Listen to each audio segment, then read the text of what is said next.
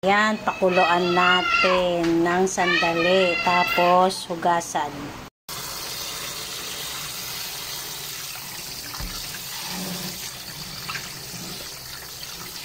Hugasan natin mabuti.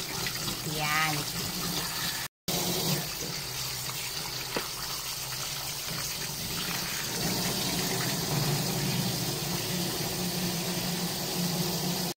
Yan, balik na natin. Tapos lagyan natin ng sibuyas.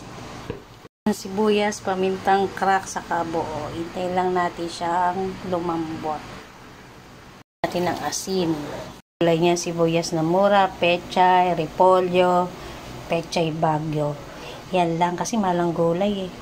Walang pork cube, magic sarap na lang. Tapos lagyan na natin yung mga gulay.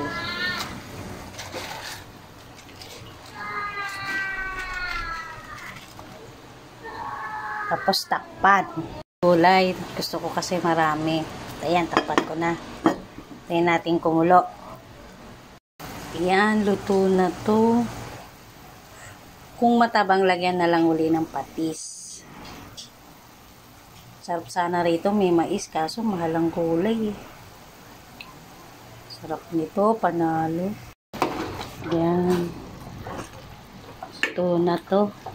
Tayin ko na.